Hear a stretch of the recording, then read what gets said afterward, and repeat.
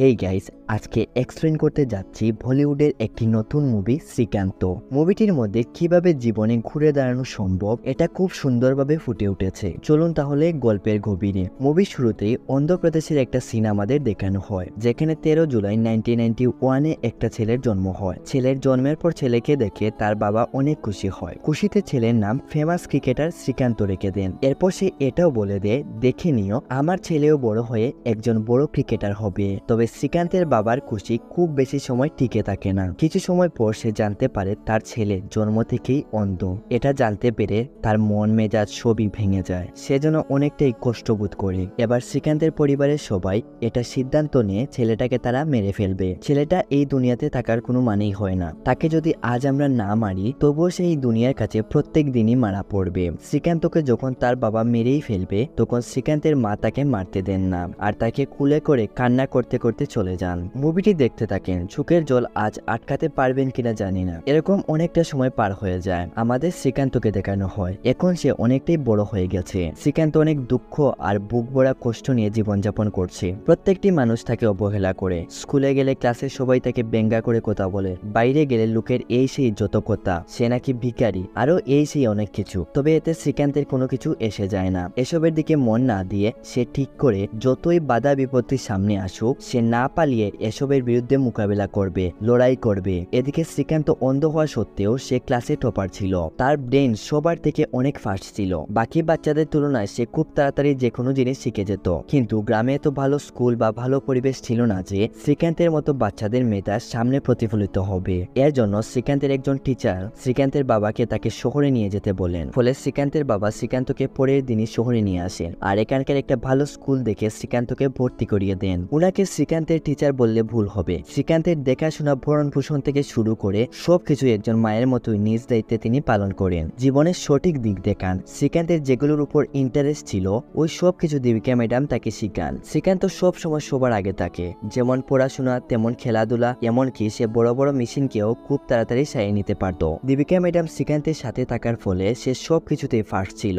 আজ তাদের স্কুলে একটা ফাংশন ছিল, এখানে তখন টেস্টিও আসে, আর শ্রীকান্তের মেধার কথা জানতে পেরে তাকে আজকের ফাংশনে স্পিচ দিতে বলেন। তবে এখানে শ্রীকান্ত টেস্টিং অফিসারের সামনে স্কুলের 12টা বাজিয়ে ফেলে। কিতা হইতাম আমি বুঝলাম না আপনারা, বুঝছইনি ই স্কুলের হলটি মক্কল আমরা কোনো খেয়াল নিয়াল রাখে না। টেহা যেন আপনারা দেন ইতা আধা তারা মারি দে আর বাকি আধা আমরা দে। ইতা যে বাটফার। প্রত্যেক দিন আমরা রান্না করতে কি মাংসর গ্রান পাই, কিন্তু আমরা দেখি ফরে দে তারা বাসি সবজি। স্কুল এমনকি স্কুলের সবাইকে ছোট করার ফলে এত বড় একটা কাণ্ড ঘটানোর জন্য শ্রীকান্তকে স্কুল থেকে বহিষ্কার করে দেওয়া হয়। শ্রীকান্ত কিছু বুঝে উঠতে পারছিল না এটা তার সাথে কি হলো। সে তো জীবনেও ভাবতে পারেনি যে স্কুলের সবাই তার সাথে এমনটা করবে। এদিকে দীপিকা ম্যাডামও এটা জানতেন না যে শ্রীকান্তের সাথে কি কি ঘটে গেল। এখন শ্রীকান্ত পুরো শহরে রাস্তায় রাস্তায় এদিক ওদিক ঘুরে বেড়াচ্ছিল। কিছু লোক তো তার হাতে কোটা টাকা ধরিয়ে চলে যায়, তবে কেউ তাকে সাহায্য করে না। সবাই ভেবে নেয় শ্রীকান্ত হয়তো কোনো ভিখারি। তবে যখনই এই সমস্ত ঘটনা দীপিকা ম্যাডাম জানতে পারেন তখন সে শ্রীকান্তকে খুঁজতে খুঁজতে অনেক কষ্টে শ্রীকান্তকে খুঁজে বের করে। শ্রীকান্ত দীপিকা ম্যাডামকে বলে, ম্যাডাম আমি পড়তে চাই, কোনো ভিখারি হতে চাই না।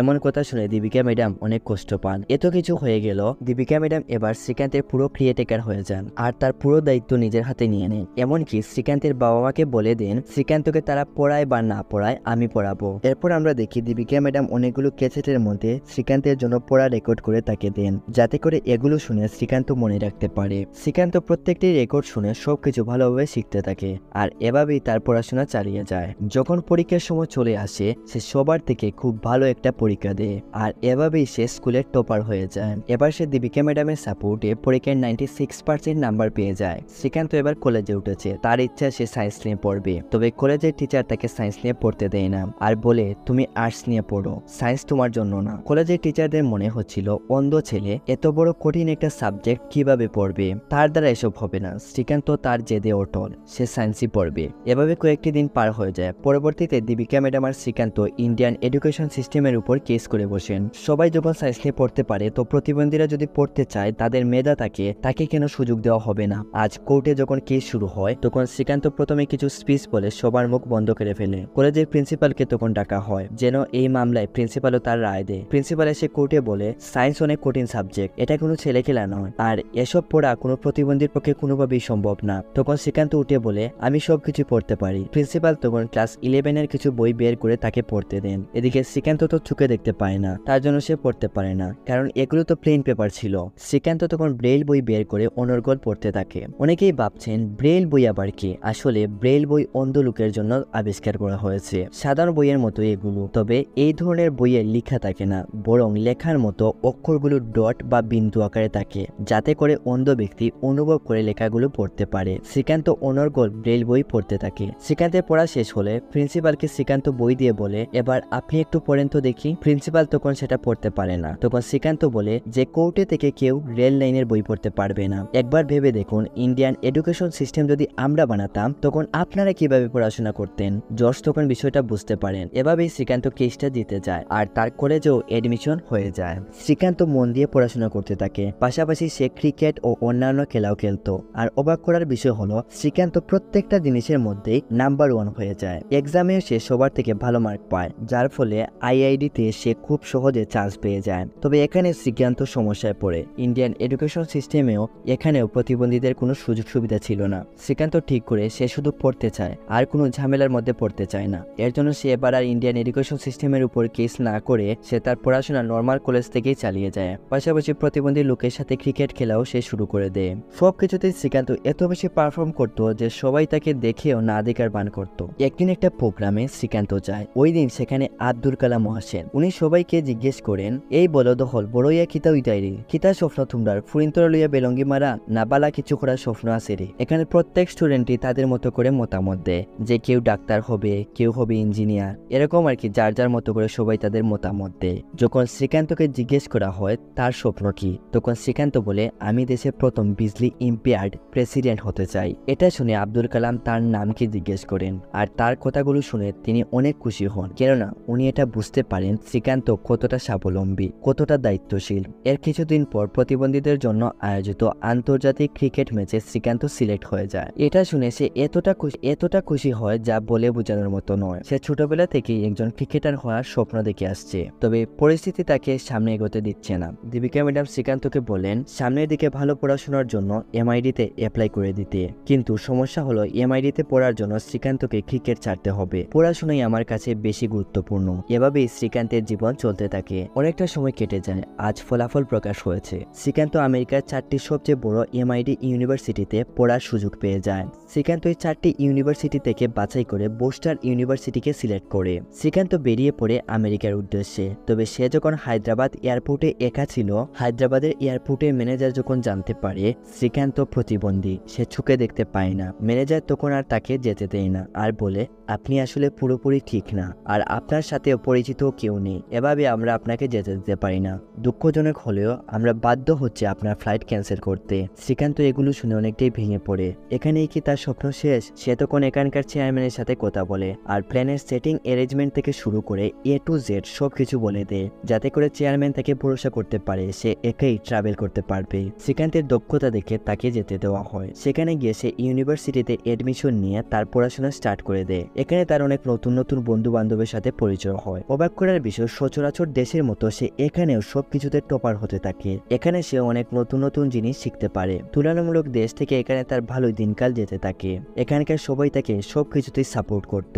একদিন শ্রীকান্ত বাস্কেটবল খেলতে গিয়ে বলে এত জোরে ঘুষি মারে যে ওয়ার্ল্ড রেকর্ডই করে ফেলে। তার ফটো পর্যন্ত ম্যাগাজিনের ফ্রেন্ড লিস্টে ছাপা হয়ে যায়। এর ফলে সে অনেকটাই ফেমাস হয়ে যায়। এরপর আমরা সাথী নামে একটা মেয়েকে দেখতে পাই, যে কিনা হায়দ্রাবাদে থাকতো। সে যখন শ্রীকান্তের সম্পর্কে জানতে পারে তখন সে তার উপর অনেকটাই ইমপ্রেস হয়ে যায় আর সামাজিক যোগাযোগের মাধ্যমে সে শ্রীকান্তের সাথে কানেক্ট হয়ে যায়। এর কিছুদিন পর সাথীও আমেরিকা পড়তে চলে আসে। এখানে এসে সে শ্রীকান্তের সাথে দেখা করে আর তাদের দুজনের আর কি কিতা হইতাম আর কি যেন ভাব লাগালাগি আর কি, একজনের উপর একজন একটু ভাব শুরু হয়ে যায় আর কি। সাথী শ্রীকান্তকে অনেকটাই পছন্দ করতে শুরু করেছে আর সেটা ভেবেই নেই যে শ্রীকান্ত একমাত্র তার জন্যই তৈরি হয়েছে। শ্রীকান্ত ধীরে ধীরে সাথীকে পছন্দ করতে থাকে, কারণ সাথী তাকে কখনো অবহেলা করে না। 10 জনের মতো শ্রীকান্তকেও সে স্বাভাবিকভাবে মনে করে। এভাবেই অনেকটা সময় পার হয়ে যায়। শ্রীকান্তের আজ এমআইডি কোর্স শেষ হয়ে যায়। এবার তার ইন্ডিয়া যাওয়ার পালা। তবে এখন সে ইন্ডিয়া যেতে চাচ্ছে না। সে ঠিক করে সে আমেরিকা থেকে চাকরি করবে। এদিকে দীপিকা ম্যাডাম যখন তাকে ফোন করে তখন সে তাকে এটাই বলে যে সে আমেরিকা থেকে চাকরি করবে আর এখানেই তার এখন ভালো লাগছে। দীপিকা ম্যাডাম তখন তাকে আর কিছু বলেন না। তবে শ্রীকান্ত যখন একথা সাথীকে জানায় তখন সাথী তাকে বুঝায়, তুমি আমেরিকা থাকলে কারোই জীবন বদলাবে না। ইন্ডিয়াতে তোমার মতোই অনেক লোক আছে, তুমি ওই লোকদের জন্য অনেক ইম্পর্টেন্ট। তুমি একমাত্র পারবে তাদের জীবন বদলাতে, এদের ভবিষ্যৎ তুমি শুধু বদলাতে পারবে। এসব শুনে শ্রীকান্ত বুঝতে পারে আর সে তাড়াতাড়ি করে ইন্ডিয়ার উদ্দেশ্যে বেরিয়ে পড়ে। ইন্ডিয়াতে পৌঁছে সে সাথী তাকে যা বলেছিল, শ্রীকান্ত তখন সবগুলো কথা তার টিচার দীপিকা ম্যাডামকে জানায়। প্রতিবন্ধী লোকদের পাশে দাঁড়ানো আমার ভীষণ প্রয়োজন, তাই আমি ইন্ডিয়াতে চলে এসেছি। এটা জেনে দীপিকা ম্যাডাম অনেক খুশি হয়ে যান। এরপর শ্রীকান্ত দীপিকা ম্যাডামের কাছে জানতে চায়, আমি প্রতিবন্ধী লোকের জন্য কি করতে পারি। দীপিকা ম্যাডাম তখন বলেন, আমরা তাদের কম্পিউটার শিখাতে পারি, এতে করে তারা খুব সহজেই যে কোনো জায়গায় জব করতে পারবে। এর কিছুদিনের মধ্যে সবাইকে নিয়ে শ্রীকান্ত একটা কম্পিউটার ট্রেনিং সেন্টার খুলে বসে আর প্রতিবন্ধী লোকদের কম্পিউটার শিখাতে থাকে। পরবর্তীতে দেখা যায় এরা কেউই কম্পিউটার অপারেটর হিসেবে চাকরি পায় না, অর্থাৎ তাদের সব পরিশ্রম বৃথা হয়ে গেল। এতে করে তারা কম্পিউটার সেন্টার বন্ধ করে দেয়। এরপর একদিন শ্রীকান্ত দীপিকা ম্যাডামকে বলে, এদের মধ্যে তো কেউই জব পাচ্ছে না, কি হবে আমরাই যদি তাদের জব দেই। দীপিকা ম্যাডাম বলেন, এটা কিভাবে সম্ভব, তুইও বেটা বেকার আর হিবাই দিদি কি ফাঁক নামে করার লাগে তুই আবার 1 নম্বর। বালা হইছে, বালা ফুরির লগে ফরিস হইছে তোর না, যদি কোনো বেলং ফুরির লগে ফরিস হইতো একদিকে তো ফকির হইলে উনি আমরারেও বলি গেলেন। যাই হোক, শ্রীকান্ত প্যাকেজিং বিজনেসের কথা বলে দীপিকা ম্যাডামকে। তখন দীপিকা ম্যাডাম বলেন তার জন্য অনেক ইনভেস্ট করতে হবে আর একটা ফ্যাক্টরিও লাগবে। শ্রীকান্ত তখন আব্দুল কালাম ওনার সাথে দেখা করার সিদ্ধান্ত নেয়। সে মনে মনে ভাবে, এই করুণ পরিস্থিতির কথা জানলে হয়তো তিনি আমাদের সাহায্য করবেন। এরপর একদিন সময় করে সবাই অ্যাপয়েন্টমেন্ট নিয়ে আব্দুল কালাম স্যারের সাথে দেখা করে। উনি তাদের প্রস্তাব শুনে অনেকটাই খুশি হয়ে যান। এতে প্রতিবন্ধী লোকের অনেকটাই উপকার হবে আর তিনি শ্রীকান্তকে তার এই আইডিয়ার জন্য তাকে 25 লক্ষ টাকা ইনভেস্টমেন্ট হিসেবে দিয়ে দেন। এতে করে শ্রীকান্ত খুবই খুশি হয়। তবে বিজনেস করা তো আর চারটিখানি কথা না। শ্রীকান্ত দেখে তার এই টাকায় কিছুই হবে না। একজন ভদ্রলোক তাকে বলেন,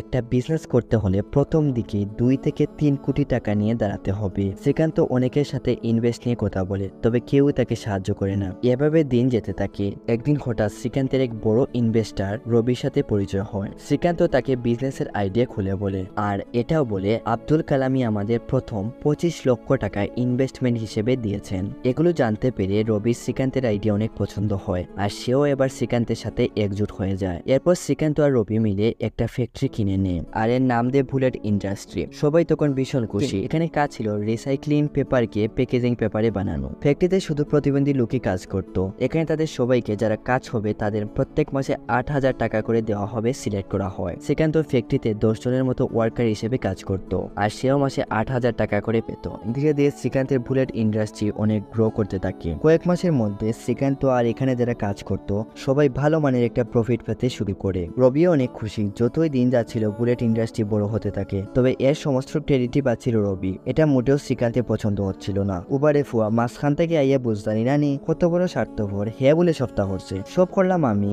আর এখন নামর তার। এটা দেখলে আমার গাল কিলকিলি হরে, মনে হরি করে ক্রেডিট আছে এটা আর কেউ বুঝতে চায় না। সে এটাও ভাবে সে কিভাবে নিজের জীবনের সাথে যুদ্ধ করেছে, কিভাবে তার এক একটা দিন গেছে, কিভাবে সে রাত দিন কষ্ট করে বিজনেস দাঁড় করেছে। এর জন্য তাকে অ্যাওয়ার্ড দিলেও কমতে হবে না। শ্রীকান্ত এখন তার বিজনেসের অ্যাওয়ার্ড নেওয়ার জন্য উঠে পড়ে লেগে যায়, কিন্তু রবি এটা চাচ্ছিল না। তবে শ্রীকান্ত জেদ ধরে সে অ্যাওয়ার্ড পেয়েই দম নেবে। এর জন্য সে রবিকে নিয়ে আরেকটা ফ্যাক্টরি খুলে নেয় যার দাম ছিল 6 কোটি টাকা। তারা ফ্যাক্টরির মালিকের কাছ থেকে 6 মাসের সময় নেয়, এর ভিতরে তারা টাকা দিয়ে দেবে। এরপর আমরা দেখতে পাই শ্রীকান্ত পুরো বদলে গেছে। তার মন মেজাজ চেঞ্জ হয়ে যায়। এবার সে একাই সবকিছু মনে করে। শ্রীকান্ত কেমন জানি অহংকারী হয়ে যাচ্ছিল। সে এবার না বলতো ঠিক মতো দীপিকা ম্যাডামের সাথে কথা, না বলতো ভালোভাবে রবির সাথে কথা। শ্রীকান্ত মনে করে তাদের থেকে সেই সবকিছু ভালো জানে। সে এখন কারো কাছ থেকে কোনো কিছু জানার প্রয়োজন বোধ করে না। এখন সে শুধু অ্যাওয়ার্ড পাওয়ারই স্বপ্ন দেখে, যাতে করে তার নামও হয় এবং সে সমাজের একজন বিশিষ্ট ব্যক্তিও হতে পারে। তবে নিজের নাম কামাতে গিয়ে শ্রীকান্ত এবার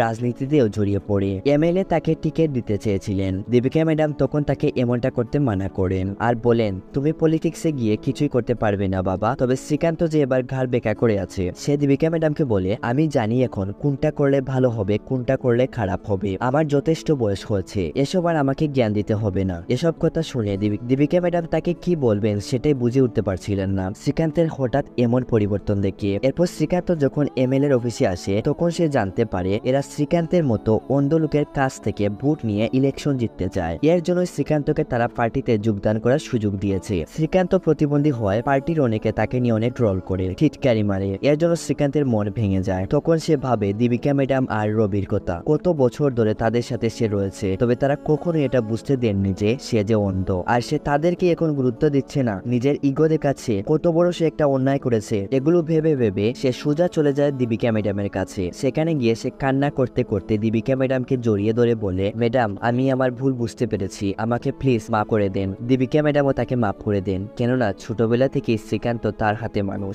নিজের ছেলেই তাকে মনে করতেন। আর মা কি কখনো পারেন ছেলের উপর রাগ করে থাকতে? হাজার ভুল করলেও মাঝে মাই। এরপর শ্রীকান্ত রবির কাছে যায় আর রবির কাছেও সে ক্ষমা চায়। রবিও তখন তার বন্ধুকে মাফ করে দেয়, কেননা এত বছর ধরে সে রবির সাথেও কাজ করে আসছে। এর ফলে দুজনের মধ্যে একটা বন্ধুত্বপূর্ণ সম্পর্ক তৈরি হয়ে গিয়েছিল। আর বন্ধু কি পারে বন্ধুর সাথে রাগ করে থাকতে? এরপর শ্রীকান্ত রবিকে বলে, আমরা খুব তাড়াতাড়ি ফ্যাক্টরি মালিকের টাকা দিয়ে দেব আর অনেক পরিশ্রম করব।